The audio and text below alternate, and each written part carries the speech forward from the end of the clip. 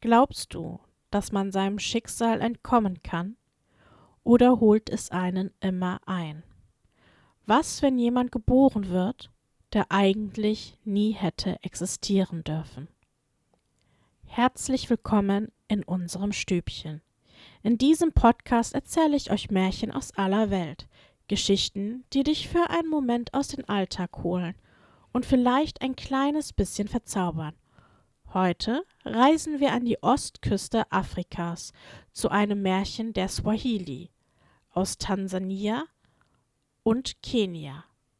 Ich wünsche euch viel Spaß.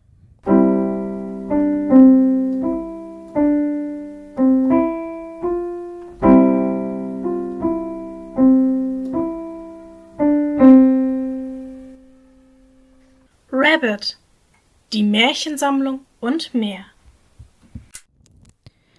Das Märchen Die Geschichte von der Prinzessin Matlai Shemsi. Es war einmal ein König, der lebte in seinem Königreich schon viele Jahre. Von seiner Frau hatte er 6 Söhne und einen von seiner Nebenfrau. Dieser war der jüngste. Eines Tages ging der König mit seinen 7 Söhnen fort, und als sie in den Garten kamen, setzten sie sich zusammen nieder. Plötzlich erschien ein sehr schöner Vogel mit goldenen Flügeln und Beinen wie aus Perlmutt, nicht groß noch klein, weder dick noch dünn. Er setzte sich in der Nähe auf einen Baum. Der Vater erhob sich und sagte zu seinen Söhnen: »Bitte, meine Kinder, wer von euch mich liebt, der verschaffe mir doch diesen Vogel.« Da standen die Söhne seiner Frau auf und sprachen: »Wir werden ihn dir beschaffen, Vater.« Der Sohn der Nebenfrau aber sagte nichts. Danach erhoben sich alle und gingen nach Hause. Sie überlegten, was für die Reise nötig sei, und jeder Sohn erhielt ein Pferd und 100 Knechte.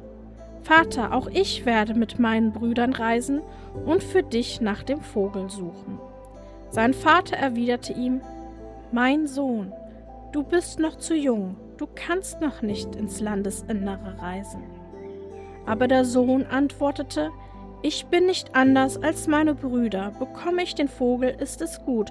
Bekomme ich ihn nicht, so ist nichts verloren.« Da richtete ihm sein Vater alles für die Reise. Er bekam ein Pferd, 100 Knechte und Geld, denn diesen Sohn liebte er mehr als die anderen. So brachen alle 7 auf. Sie zogen 5 Tage Reisen weit, bis sie eine Stelle nahe am Walde fanden. Da hielten die älteren Brüder Rat untereinander, wie sie den Jüngsten töten könnten. Und sie sagten zu ihm: »Gib uns all dein Hab und Gut, dein Pferd und deine Knechte.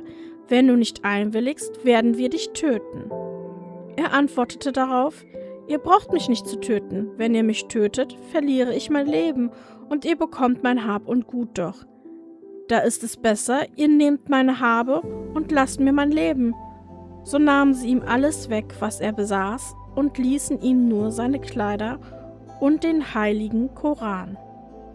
Als die 6 Brüder den Jüngsten beraubt hatten, sprachen sie: »Unser Vater ist nicht bei Sinnen. Er hat uns gesagt, wir sollen ihm ein Tier mit Flügeln suchen. Wo sollen wir dieses Tier finden? So ein Tier mit Flügeln fliegt hoch oben, und wir laufen unten auf der Erde. Unser Vater ist nicht bei Sinnen. Das Beste wäre, wir lassen uns hier nieder. Denn jeder von uns hat 100 Knechte, die genügen, um alle Arbeit zu verrichten. Wir haben 600 Knechte, 100 haben wir dem Verfluchten abgenommen. Macht zusammen 700. Das ist genug für uns. Wir wollen hier eine Stadt gründen und so lange hier bleiben, wie wir leben.« Der jüngste Sohn machte sich, nachdem er völlig ausgeplündert worden war, auf den Weg und ging durch den Wald und Feld. 2 Tage Reisen weit. Auf einmal breitete sich, soweit sein Auge reichte, vor ihm eine weite Wüste, Ebene aus. Inmitten der Ebene stand ein sehr großer Baum. Dorthin ging der Jüngling, er setzte sich unter den Baum, um zu verschnaufen. Als er aufschaute, hörte er in der Ferne im Wald ein heftiges Geräusch und er wurde ganz still. Plötzlich erblickte er einen riesigen Unhold. Schon näherte sich dieser dem Jüngling und fragte ihn: »Woher kommst du? Wohin gehst du?« Der Jüngling antwortete: »Ich weiß weder, woher ich komme, noch wohin ich gehe.« Da sagte der Unhold: »Warum hast du denn deine Seele geplagt, um hierher zu gelangen? Du bist doch nicht für eine einzige Mahlzeit genug.« Weiter sprach er zu ihm: »Ich werde dein Blut nehmen, um mir den Mund damit auszuspülen, und von deinen Knochen werde ich mir einen Zahnstocher machen, und dein Fleisch werde ich zum allerersten Frühstück verspeisen. Danach gehe ich in den Wald und fange mir 2 Elefanten, damit ich etwas zu essen habe, denn an dir ist doch gar zu wenig dran.« Der Jüngling sagte zu ihm: »Tu, wie Allah dir befehlen wird, denn ich habe nichts zu befehlen. Alle Macht ist bei Allah und seinem Propheten. Ich bin von zu Hause mit meinen Brüdern fortgezogen, ich als 7. Unser Vater hat einen Vogel gesehen und von uns gewünscht, wir sollten ihm den Vogel bringen. Deshalb sind wir alle aufgebrochen und sind bis in den Wald hier in der Nähe gekommen. Dort haben mich meine Brüder berauben und umbringen wollen. Da habe ich zu ihnen gesagt: Nehmt mir mein Leben nicht, nehmt lieber meine Habe und lasst mir mein Leben, damit ich woanders sterbe. So haben sie mir alles geraubt, und ich bin mit dem nackten Leben davongekommen. Bin weitergegangen und mutterseelenallein, nun mit meinem Gott und meiner Seele hier angelangt. Nun habe ich dich hier getroffen. Heute wird also geschehen, was Allah beschlossen hat.« Darauf sprach der Unhold zu ihm: »Wenn du dein Leben behalten willst, besorg mir etwas zu essen.« Der Jüngling entgegnete: »Ich bin hier alleine und habe nichts zu essen. Woher soll ich dir etwas Essbares beschaffen, hier in diesem großen Wald?« Der Unhold aber forderte: »Ich töte dich, wenn du mir nichts zu essen gibst.« Da sagte der Jüngling: »Lass mir 2 Stunden Zeit, dann sollst du etwas bekommen.« Da erwiderte der Unhold: »Gut, ich lasse dir 2 Stunden Zeit.« Der Jüngling nahm den Koran und las und betete zu Allah. Und plötzlich sah er 40 große Töpfe mit Essen vor sich. Der Unhold freute sich. »Endlich bekomme ich etwas Ordentliches zu essen.« Und er trat zwischen den Töpfe und aß sie alle leer, und jeder Topf war doch 200 Pfund schwer. Da wunderte sich der Jüngling sehr, als er sah, dass der Unhold alle 40 Töpfe leer fraß. Als der Unhold fertig war, sprach er: »Nun können wir uns die Sache überlegen, denn jetzt bin ich satt und mein Geist hat sich beruhigt.« Er befahl dann dem Jüngling: »Erzähl mir, wonach du suchst.« »Ich suche einen Vogel, der wie Gold und Perlmutt aussieht.« »Ich weiß, wo der lebt«, sagte der Unhold, »aber es ist sehr weit.« Der Jüngling erwiderte: »Das schadet nichts, wir wollen hingehen.« So brachen sie auf und wanderten 3 Tagereisen weit, bis sie an einen fernen Ort kamen. Der Unhold zeigte ihm die Häuser und sagte zu ihm: »Geh zu den Häusern, die du dort siehst. Du wirst viele Leute liegen finden, und der Vogel, den du suchst, und andere mehr sind in einem Käfig. Wenn du aber die Leute miteinander sprechen hörst, so schlafen sie. Aber wenn du sie ganz still findest, so schlafen sie nicht.« Der Jüngling stand auf und ging hin. Er hörte das Lärmen und das Geschrei der Unholde, und er ging ganz allein weiter, bis er den Käfig mit den Vögeln sah. Als er den Vogel aber fassen wollte, erhoben sich die Unholde und schrien fürchterlich und ergriffen ihn, und einige sagten: »Wir wollen ihn auffressen«, andere aber meinten: »Wir wollen ihn zu unserem König bringen.« Da brachten sie ihn zum König. Der König fragte ihn: »Was hat dich denn hierher geführt?« Er antwortete: »Nichts, ich will nur den Vogel.« Da entgegnete der König: »Wenn du den Vogel möchtest, so geh und such mir das Donnerschwert. Wenn du mir das bringst, so werde ich dir den Vogel geben, meinetwegen sogar alle Vögel.« Er kehrte zurück zu der Stelle, wo sein Freund der Unhold wartete. Der Unhold fragte ihn: »Nun hast du den Vogel bekommen?« »Nein«, erwiderte er, »ich habe ihn nicht bekommen. Man hat mir gesagt, ich soll das Donnerschwert suchen. Wenn ich es bekomme und hinbringe, so werde ich den Vogel erhalten.« Dann sagte der Unhold: »Gut, mein Freund, aber gib mir erst etwas zu essen, damit wir uns auf die Reise machen und das Donnerschwert suchen können.« Da las der Jüngling seine Gebete, und es erschienen wieder 40 Töpfe, wie das erste Mal, und der Unhold aß. Der Jüngling aß auch ein wenig, und dann standen sie auf und zogen 2 Tage Reisen weit. Dann sahen sie Häuser, und der Unhold sagte: »In diesen Häusern ist das Donnerschwert. Gehe zu den Häusern, die du dort siehst.« Der Jüngling ging hin und fand alles wie da, wo die Vögel waren. 3 Schwerter waren aufgehängt, und er streckte schon seine Hand aus, um das Schwert zu erfassen. Aber da kamen Leute und ergriffen ihn, und einige sagten: »Wir wollen ihn auffressen.« Andere sagten: »Wir wollen ihn zum König bringen.« Es kam ihr Anführer und entschied: »Es ist besser, wir bringen ihn zu unserem König.« Da packten sie ihn und brachten ihn hin. Als er zum König kam, fragte ihn dieser: »Was suchst du denn hier?« »Ich suche nach dem Donnerschwert.« Darauf der König: »Wenn du es willst, so geh und suche die Prinzessin Matlai Shemsi.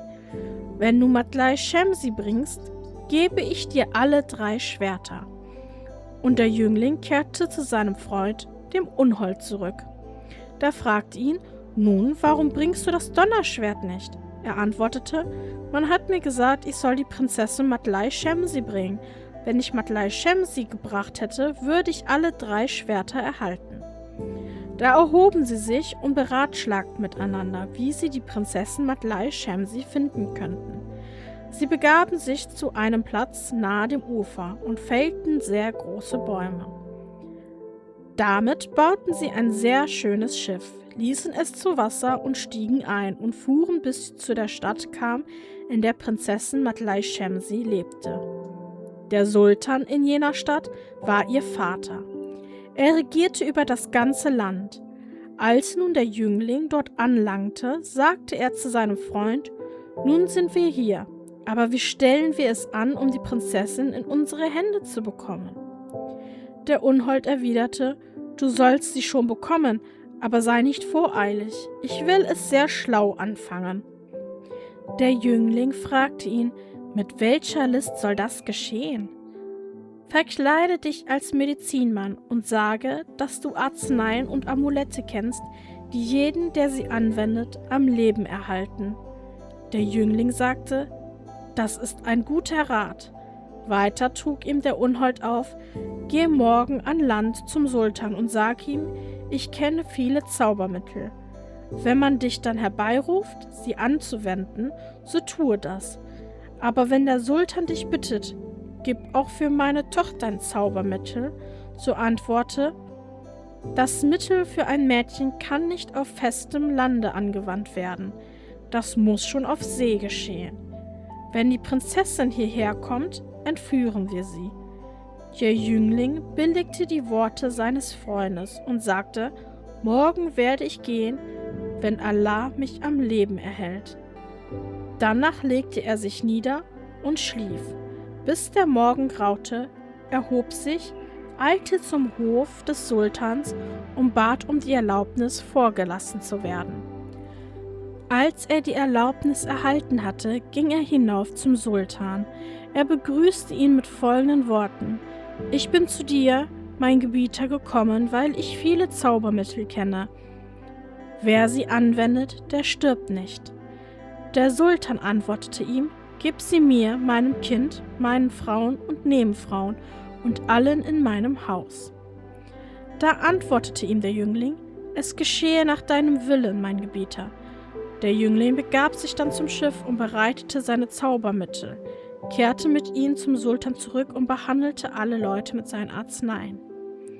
Nur die Prinzessin ging leer aus, und er sagte: »Das Zaubermittel für die Prinzessin kann man auf dem Festland nicht zubereiten. Das muss durchaus auf See geschehen.« Der König entgegnete: »Also gut, morgen wird sie kommen.« Hierauf erwiderte der Jüngling: Wenn Allah will, aber sie darf nicht mit großem Gefolge kommen, denn das Zaubermittel erfordert Geheimhaltung. Der Vater sagte: Gut, einverstanden. Da stand der Jüngling auf und kehrte zurück zum Schiff. Seinem Freund, dem Unhold, berichtete er, morgen wird Prinzessin Matlai Shemsi kommen.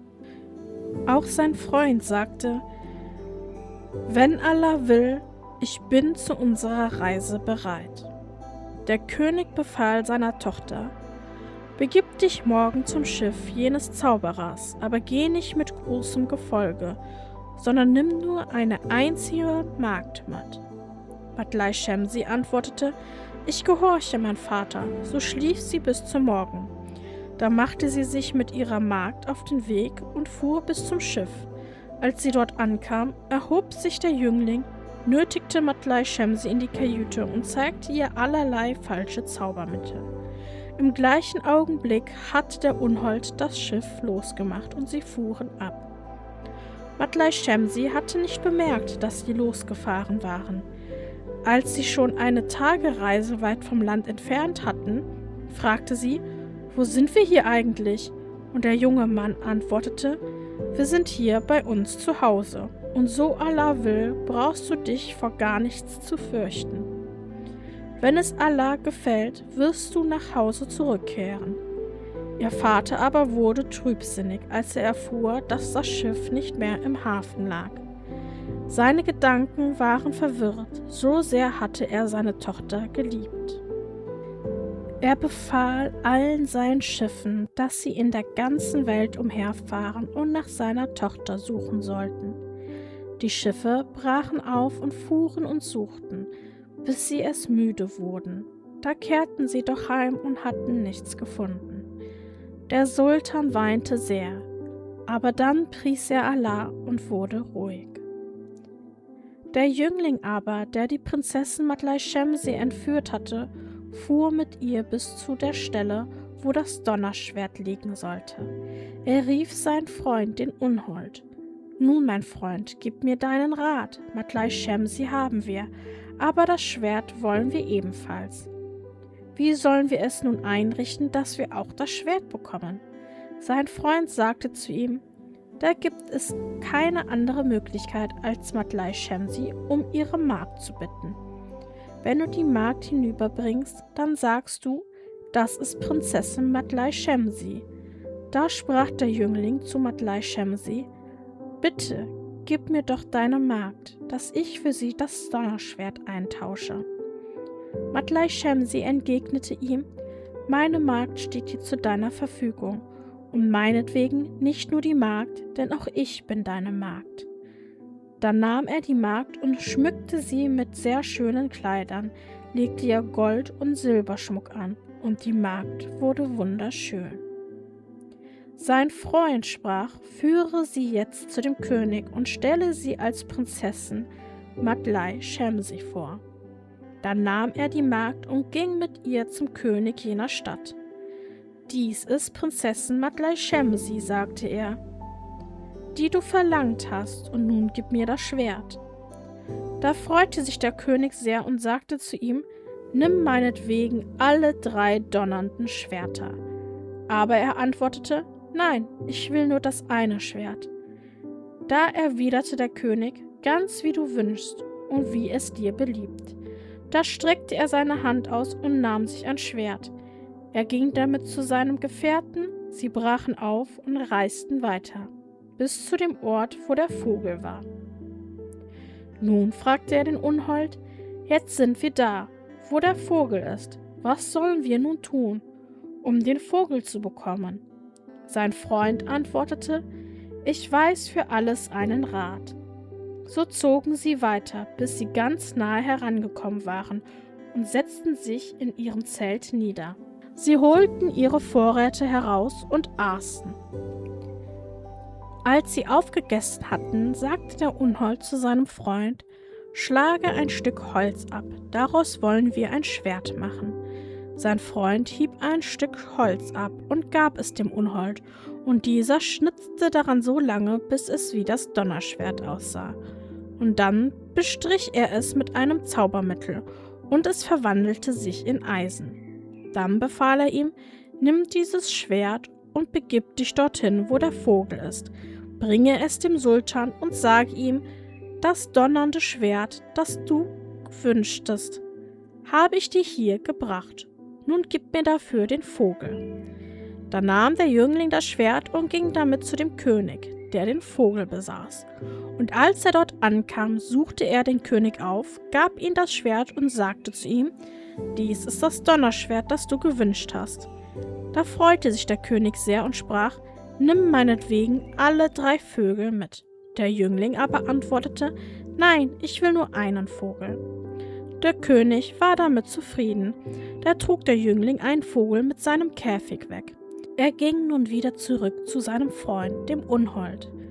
Nun brachen sie auf und zogen bis zu der Stelle, wo seine Brüder lebten. Der Unhold fragte ihn: Mein Freund, soll ich dich zu deinem Vater bringen, oder willst du zu deinen Brüdern gehen? Der Jüngling antwortete: Nein, mein Freund, ich werde zu meinen Brüdern gehen, damit ich mit ihnen zusammen zu meinem Vater ziehen kann. Da sprach der Unhold zu ihm: Nun wohl, ziehe hin, aber ich will dir eine Feder von mir geben. Die reiß heraus und dann geh deine Wege. Wenn dir aber irgendetwas in der Welt zustößt, so nimm meine Feder und lege sie ins Feuer. Sobald du sie ins Feuer gelegt hast, werde ich vor dir stehen. Ich stehe dir dann bei. Als der Jüngling die Feder bekommen hatte, verwahrte er sie, und sie nahmen Abschied voneinander und gingen ihrer Wege.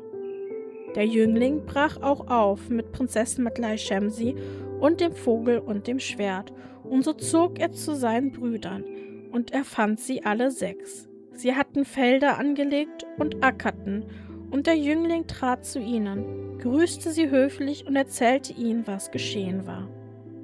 Seine Brüder fragten ihn: Lieber Bruder, was ist das für eine Frau? Wie heißt sie denn? Aber der Jüngling verriet es ihnen nicht.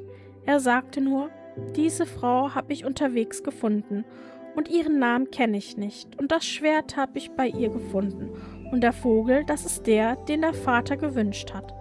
Und nun wollen wir einmütig zu unserem Vater gehen und wollen sagen, dass wir alle zusammen diesen Vogel gefunden haben. Da legten sie sich schlafen, aber in der Nacht ergriffen sie ihren Bruder und würgten ihn, bis er ohnmächtig wurde. Dann trugen sie ihn fort und warfen ihn in den Fluss. Als Matlai Shemsi das sah, aß sie nicht mehr, trank auch nicht mehr und sprach von nun an kein einziges Wort. Danach brachen seine Brüder auf und nahmen Matlai Shemsi den Vogel und das Schwert mit und reisten zu ihrem Vater. Als der Vater seine Söhne sah, freute er sich sehr, und als er auch noch den Vogel bekam, freute er sich noch mehr. Doch er fragte seine Söhne: Wo ist denn euer jüngster Bruder? Da antworteten sie: Er ist seine eigenen Wege gegangen. Da sagte der Vater: So möge er denn bleiben, wo er ist, weil er sich nicht an den Auftrag gehalten hat, den ich ihm gegeben habe.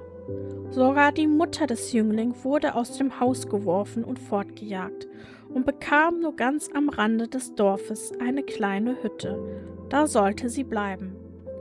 Die Brüder wurden von ihrem Vater gefragt: Wie heißt denn diese Frau? Sie sagten: Wissen wir nicht. Wir haben sie unterwegs mit ihrem Schwert aufgefunden. Der Vater fragte: Warum ist denn diese Frau nicht? Warum spricht sie denn nicht? Und warum trinkt sie nicht? Was hat sie denn? Die Söhne sagten: Vielleicht hat sie Heimweh. Und der Älteste sagte: Ich werde die Frau heiraten. Da trafen sie die Vorbereitungen zur Hochzeit. Der jüngste Bruder aber lag im Fluss bis zum Morgen, und der Frühwind wehte ihn an. Er kam zu Bewusstsein und wurde wieder lebendig.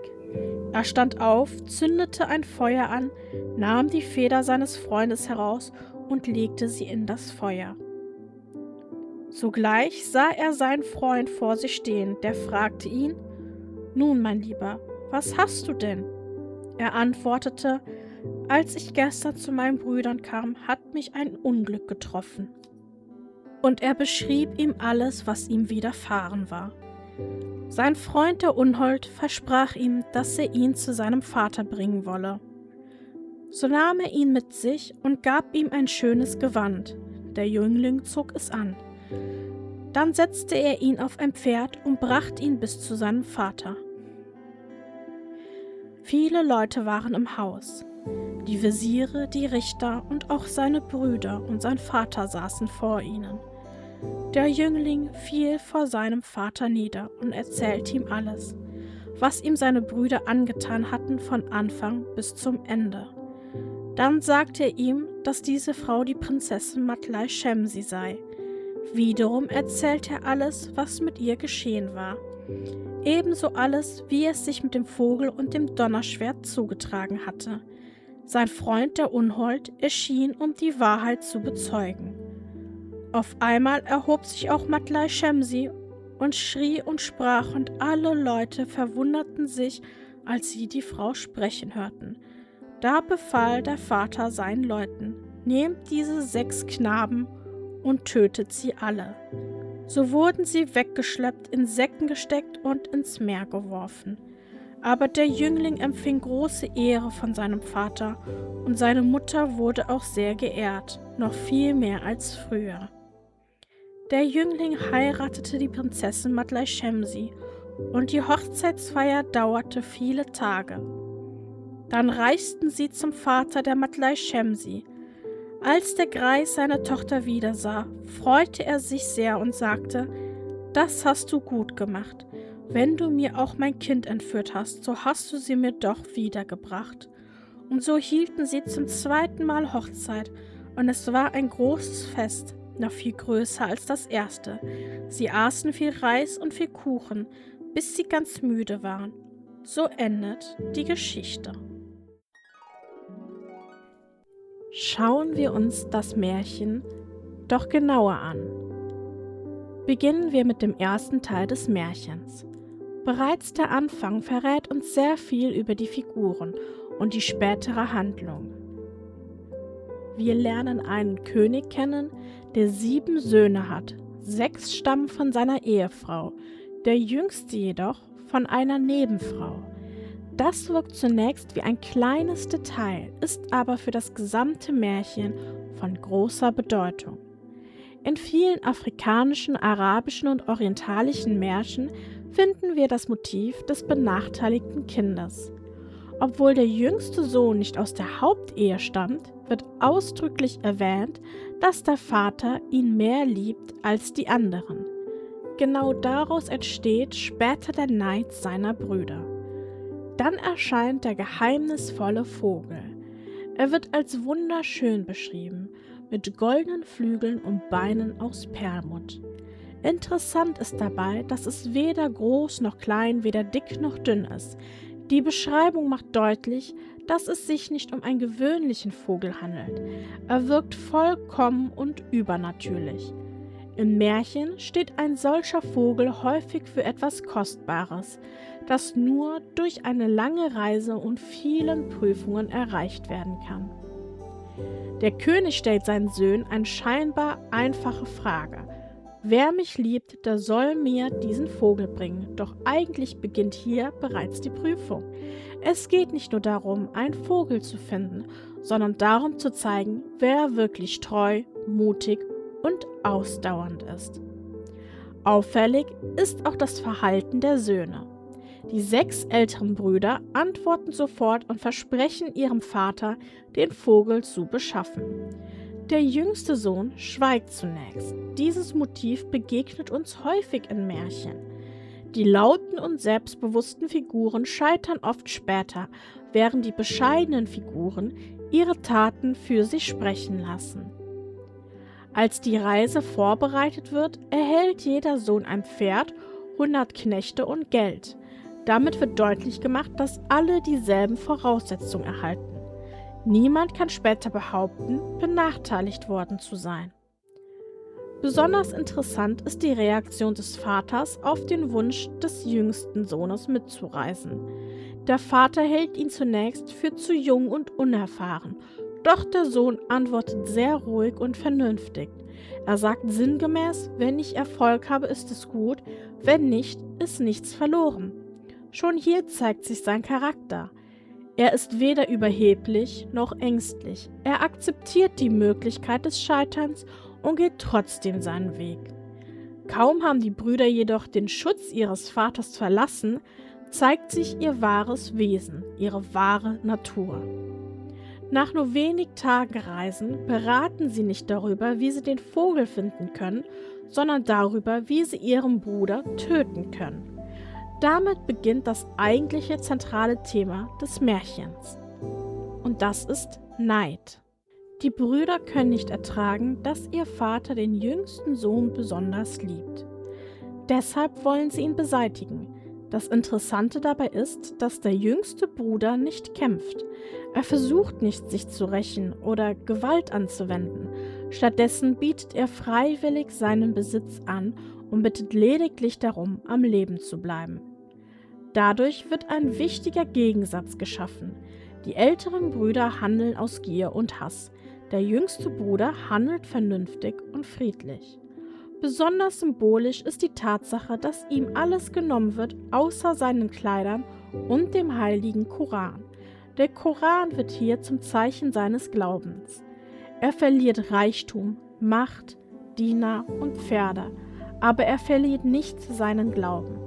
Das wird später entscheidend sein, denn immer wieder wird er gerade durch sein Vertrauen auf Allah Hilfe erhalten. Die 6 Brüder zeigen nun endgültig ihren schlechten Charakter.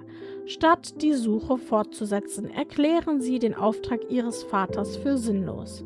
Sie wollen den Vogel gar nicht mehr suchen, stattdessen beschließen sie, sich niederzulassen, um mit den gestohlenen Knechten eine eigene Stadt zu gründen. Während der jüngere Bruder alles verloren hat und alleine weiterzieht, besitzen die älteren Brüder Reichtum und Macht, bleiben aber stehen. Der jüngste Bruder besitzt nichts mehr, geht aber weiter. Und genau darin liegt die wichtigste Botschaft diesen ersten Abschnitts. Nicht Reichtum oder Macht bringen den Helden ans Ziel, sondern Mut, Ausdauer und die Bereitschaft, trotz aller Rückschläge weiterzugehen. Nachdem der jüngste Sohn von seinen Brüdern beraubt und verlassen wurde, beginnt nun die eigentliche Heldenreise des Märchens. Die Landschaft verändert sich auffällig. Vor ihm liegt eine weite Ebene und in ihrer Mitte steht ein einzelner großer Baum. In vielen Märchen symbolisiert ein solcher Baum einen Übergang zwischen der bekannten Welt und dem Reich des Übernatürlichen. Der Held hat die Welt der Menschen verlassen und betritt nun eine neue Ebene seiner Reise. Unter diesem Baum begegnet er dem Unhold. Auf den ersten Blick scheint dieser die typische Rolle des Monsters einzunehmen. Er ist riesig, furchteinflößend und beschreibt ausführlich, wie er den Jüngling töten und verspeisen möchte. Doch gerade hier beginnt das Märchen mit den Erwartungen des Zuhörers zu spielen. Während die eigenen Brüder den Helden verraten haben, ist es ausgerechnet das Monster, das später sein wichtigster Verbündeter wird. In europäischen Märchen würden wir an dieser Stelle wahrscheinlich einem Riesen, einem Drachen oder einem menschenfressenden Oger begegnen. Die Funktion ist ähnlich. Dieses Wesen verkörpert die Gefahr, die der Held überwinden muss. Der Unhold der Swahili-Erzählung erfüllt zunächst genau diese Rolle. Doch dann geschieht etwas Überraschendes. Er wird zum Verbündeten. Besonders interessant ist die Reaktion des Jünglings. Er versucht weder zu fliehen noch zu kämpfen. Stattdessen übergibt er sein Schicksal vollständig Allah. Er erklärt dem Unhold seine Geschichte und akzeptiert sogar die Möglichkeit seines Todes. Die Szene zeigt einen zentralen Wert des Märchens: Vertrauen auf Allah, auch in größter Not. Anschließend verlangt der Unhold Nahrung. Der Jüngling besitzt nichts mehr. Alles wurde ihm genommen. Das Einzige, was ihm geblieben ist, ist der Koran. Durch sein Gebet erscheinen plötzlich 40 große Töpfe voller Essen. Die Zahl 40 ist dabei kein Zufall. In vielen islamischen Erzählungen und religiösen Traditionen besitzt sie eine besondere Bedeutung. Sie steht häufig für Prüfung, Reifung und göttliche Hilfe. Das Wunder zeigt, dass der Held trotz seiner Armut nicht verlassen wurde. Der Unhold verschlingt sämtlich 40 Töpfe. Das wirkt zunächst humorvoll, erfüllt aber einen wichtigen Zweck. Sobald sein Hunger gestillt ist, verändert sich sein Wesen vollständig. Der gefährliche Riese wird vernünftig und hilfsbereit. Hier begegnen wir einem interessanten Motiv. Das eigentliche Problem ist nicht die Bosheit des Unholds, sondern sein Hunger. Nachdem dieser gestillt wurde, wird er zum treuen Freund des Helden. An dieser Stelle zeigt das Märchen einen spannenden Gegensatz. Die Brüder sehen aus wie normale Menschen, handeln aber grausam, neidisch und verräterisch. Der Unhold dagegen wird schrecklich und monströs, zeigt aber am Ende Mitgefühl, Loyalität und Hilfsbereitschaft. Man könnte sogar sagen, die eigentlichen Monster der Geschichte sind nicht die Unholde, sondern die Brüder. Nun beginnt die Suche nach dem Vogel, doch der Vogel kann nicht einfach genommen werden. Der Held wird gefangen und vor dem König der Unholde gebracht. Damit erscheint ein weiteres wichtiges Märchenmotiv: die unerreichbare Belohnung. Der Vogel ist nicht das Ende der Reise, sondern nur der Anfang. Um den Vogel zu erhalten, muss der Held zuerst das Donnerschwert finden. Dieses Donnerschwert steht symbolisch für Macht, Stärke und Herrschaft. Der Held wird also gezwungen, sich weiterzuentwickeln und weitere Prüfungen zu bestehen. Gemeinsam mit dem Unhold zieht er weiter und erreicht schließlich den Ort, an dem die Schwerter aufbewahrt werden. Dort wiederholt sich die gleiche Situation. Er versucht, das Schwert zu nehmen, wird gefangen und vor einem König gebracht. Auch das ist typisch für viele afrikanische und orientalische Märchen. Die Lösung liegt nie direkt vor den Helden. Hinter jeder Aufgabe verbirgt sich eine noch größere Aufgabe. Der König erklärt schließlich, dass das Donnerschwert nur gegen die Prinzessin Matlai Shemsi eingetauscht werden kann. Damit entsteht eine sogenannte Kettenquest.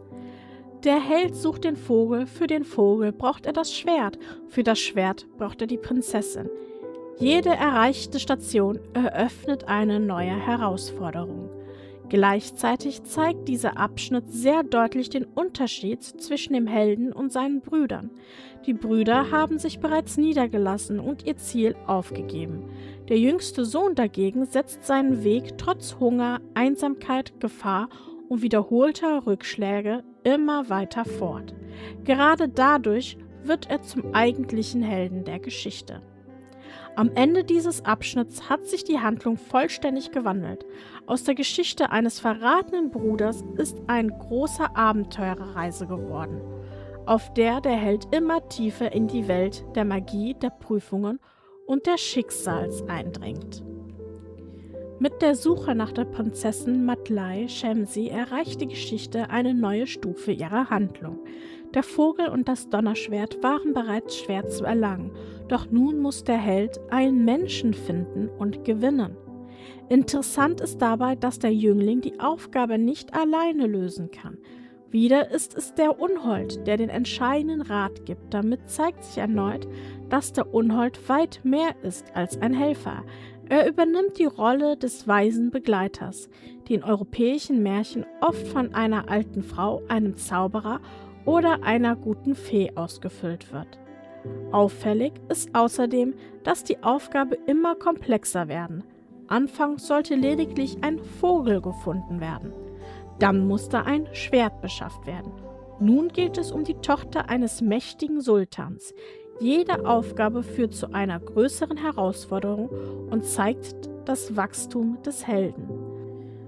Besonders bemerkenswert ist die List, mit der der Jüngling und der Unhold vorgehen. Zum ersten Mal wird das Ziel nicht durch Stärke oder Kampf erreicht, sondern durch Klugheit. Der Held verkleidet sich als Medizinmann und gewinnt das Vertrauen des Sultans. Hier zeigt sich ein typisches Motiv vieler afrikanischer und orientalischer Märchen. Klugheit ist oft wertvoller als körperliche Kraft. Der wahre Held ist nicht unbedingt der stärkste Kämpfer, sondern derjenige, der die beste Lösung findet. Die Entführung der Prinzessin wirkt auf heutigen Lesern zunächst ungewöhnlich. Aus moderner Sicht erscheint sie problematisch. Innerhalb des Märchenlogik erfüllt sie jedoch eine andere Funktion. Die Prinzessin ist zunächst Teil einer Aufgabe, die gelöst werden muss. Erst später entwickelt sie sich zu einer eigenständigen Figur. Interessant ist dabei die Reaktion ihres Vaters. Er schickt Schiffe in alle Welt und trauert tief um seine Tochter. Dadurch wird deutlich, dass er sie wirklich liebt. Das Märchen zeichnet ihn nicht als bösen Herrscher, sondern als fürsorglichen Vater. Das macht die Geschichte vielschichtiger, denn hier gibt es nicht einfach nur Gut und Böse. Ein weiterer wichtiger Moment folgt, als der Jüngling die Prinzessin um Hilfe bittet. Sie verweigert ihm diese nicht, im Gegenteil, sie stellt ihm ihre Magd zur Verfügung und erklärt sogar, dass sie selbst ihm gehöre. Dies zeigt, dass sich ihr Verhältnis verändert hat. Sie betrachtet den Jüngling nicht mehr als Entführer, sondern als jemand, dem sie vertraut. Anschließend begegnen wir erneut dem Motiv der List. Die Magd wird als Prinzessin ausgegeben und gegen das Donnerschwert eingetauscht.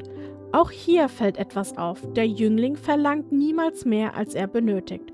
Obwohl ihm mehrere Schwerter angeboten werden, nimmt er nur eines. Später erhält er sogar die Wahl zwischen mehreren Vögeln und entscheidet sich erneut nur für den Vogel, den sein Vater haben wollte. Diese Bescheidenheit unterscheidet ihn von seinen Brüdern. Die Brüder wollten immer mehr besitzen. Der Jüngling nimmt nur das, was notwendig ist. Damit zeigt das Märchen eine weitere Tugend des Helden: Maß halten. Besonders spannend ist die Verwandlung des Holzschwertes. Der Unhold schnitzt aus einem einfachen Stück Holz eine Nachbildung des Donnerschwertes und verwandelt dies durch Magie in Eisen. Diese Szene zeigt erneut die Weisheit und die Fähigkeit des Unholds. Er löst Probleme nicht mit Gewalt, sondern mit Einfallsreichtum. Überhaupt fällt auf, dass der Unhold mittlerweile die wichtigste Nebenfigur des gesamten Märchens geworden ist. Ohne ihn hätte der Held weder die Prinzessin noch das Schwert noch den Vogel erhalten. Damit entsteht ein interessanter Gegensatz zu den Brüdern. Die Brüder sind durch Blut mit dem Helden verbunden, verraten ihn aber. Der Unhold ist ein Fremder und sogar ein Monster, behandelt ihn jedoch wie ein Freund. Vielleicht liegt genau darin eine der wichtigsten Botschaften des Märchens. Wahre Freundschaft erkennt man nicht am Aussehen oder an der Herkunft, sondern an den Taten. Am Ende dieses Abschnitts besitzt der Held nun alles, was er gesucht hat. Er hat die Prinzessin Matlai Shemsi, das Donnerschwert und den goldenen Vogel. Eigentlich könnte die Geschichte hier enden. Doch nun begeht der Held einen Fehler. Als der Unhold ihn fragt, ob er direkt zu seinem Vater zurückkehren möchte, entscheidet sich der Jüngling dafür, zuerst seine Brüder aufzusuchen. Aus Sicht des Zuhörers wirkt diese Entscheidung beinahe gefährlich. Die Brüder haben ihn bereits beraubt und wollten ihn töten. Dennoch vertraut er ihnen noch immer.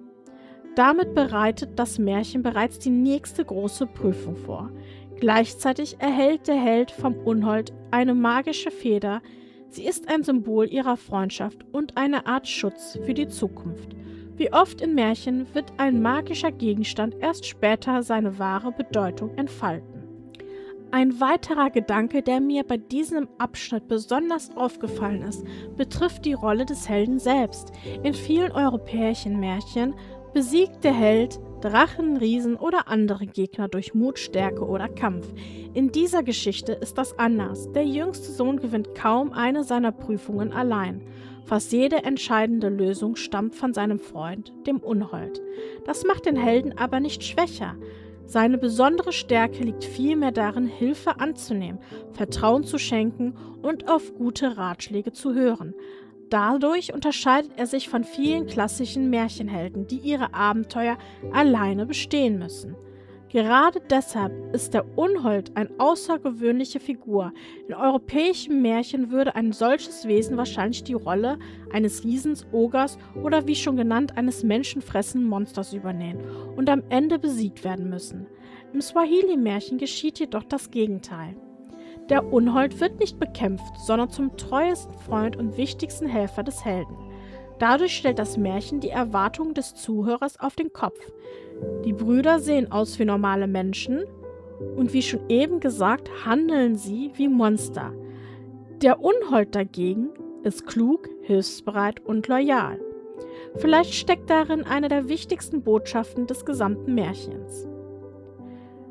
Wahre Freundschaft, Treue und Güte zeigt sich in Taten. Auffällig ist außerdem ein weiteres Motiv, das sich durch die gesamte Geschichte zieht: das Vertrauen auf Allah. Nicht nur der Held wendet sich in schwierigen Situationen an Gott, auch der Sultan von Matlai Shemsi tut dies. Nachdem seine Schiffe erfolglos in die Welt hinausgesegelt sind und seine Tochter nicht finden konnten, verfällt er zunächst in tiefe Trauer. Doch schließlich preist er Allah und findet wieder Ruhe. Die Szene zeigt, dass selbst mächtige Herrscher nicht alles kontrollieren können. Das Märchen vermittelt hier die Vorstellung, dass der Mensch handeln soll, solange er handeln kann. Wenn er jedoch an seine Grenzen stößt, muss er lernen, loszulassen und auf Allah zu vertrauen. Gerade dadurch wird der Sultan nicht als Gegenspieler dargestellt, sondern als liebender Vater, der seine Tochter vermisst und schließlich Frieden mit seinem Schicksal findet. Insgesamt ist dieser Abschnitt deshalb nicht nur eine Abenteuergeschichte über Suche nach einer Prinzessin, einem Schwert und einem Vogel. Dieser Abschnitt erzählt zugleich von Vertrauen, Freundschaft und dem Glauben daran, dass Hilfe manchmal aus den unerwartetsten Richtungen kommt. Mit dem letzten Abschnitt erreicht das Märchen seinen Höhepunkt und zugleich seine Auflösung. Alle wichtigen Themen der Geschichte laufen nun zusammen: Verrat, Freundschaft, Gerechtigkeit, Wahrheit und Versöhnung. Zunächst begegnet uns eine Szene, die aus heutiger Sicht beinahe frustrierend wirkt. Der jüngste Sohn kehrt zu seinen Brüdern zurück, obwohl diese ihn bereits beraubt und fast getötet hatten. Der Zuhörer weiß bereits, dass die Brüder neidisch und hinterlistig sind. Der Jüngling hingegen scheint immer noch an das Gute in ihnen zu glauben. Gerade darin zeigt sich eine seiner wichtigsten Eigenschaften. Er ist nicht misstrauisch oder rachsüchtig. Als er seine Brüder wieder trifft, erzählt er ihnen von seinen Erlebnissen und schlägt sogar vor, gemeinsam vor dem Vater zu treten und den Erfolg miteinander zu teilen. Er beansprucht den Ruhm nicht für sich allein. Das zeigt eine gewisse Naivität auch. Die Brüder reagieren jedoch genauso wie zuvor. Wieder entscheidet sich ihr Neid gegen die Dankbarkeit. Sie ergreifen ihren Bruder in der Nacht, würgen ihn bis zur Bewusstlosigkeit und werfen ihn in einen Fluss. Damit erreicht der Verrat seinen Höhepunkt. Bemerkenswert ist dabei, dass die Brüder den Jüngsten nun nicht mehr angreifen, weil sie etwas von ihm haben wollen. Sie besitzen bereits den Vogel, das Schwert und die Prinzessin. Sie handeln ausschließlich aus Neid. Allein die Existenz ihres Bruders bedrohte ihre Lüge. Gleichzeitig zeigt das Märchen, dass Matlai Shemsi inzwischen eine eigene Rolle entwickelt hat. Als der Jüngling verschwindet, hört sie auf zu essen, zu trinken und zu sprechen. Bereits früher war sie Teil einer Aufgabe des Helden. Nun wird deutlich, dass sie ihm verbunden ist und seinen Verlust betrauert. Als die Brüder zum Vater zurückkehren, erleben wir eine weitere interessante Wendung. Der König glaubt ihren Worten, er prüft ihre Geschichte nicht und kommt dadurch zu falschen Schlüssen. Besonders tragisch ist das Schicksal der Mutter des Jünglings. Obwohl sie keinerlei Schuld trägt, wird sie aus dem Haus vertrieben und muss in einer kleinen Hütte am Rand des Dorfes leben. Hier zeigt das Märchen, wie weit die Folgen einer Lüge reichen können. Nicht nur der Held leidet darunter, sondern auch die Menschen, die ihm nahestehen. Doch nun beginnt die eigentliche Wendung der Geschichte. Der Jüngling erwacht am Flussufer wieder zum Leben. Wie schon zuvor wird er nicht durch eigene Stärke gerettet, sondern durch die Hilfe seines Freundes. Er erinnert sich an die Feder, die ihm der Unhold gegeben hat, und ruft ihn zur Hilfe. Die Feder ist dabei mehr als nur ein magischer Gegenstand. Sie symbolisiert die Freundschaft zwischen den beiden. Während die eigenen Brüder den Helden verraten, bleibt der Unhold ihm treu. Wieder zeigt das Märchen, dass wahre Verbundenheit nicht durch Blutsverwandtschaft entsteht, sondern durch gegenseitige Loyalität. Der Unhold erscheint sofort und hilft seinem Freund ein weiteres Mal. Dadurch wird endgültig deutlich, dass er die wichtigste Nebenfigur des Märchens ist Ohne ihn wäre die Geschichte längst gescheitert. Die anschließende Szene am Hof erinnert beinahe an ein Gerichtsverfahren.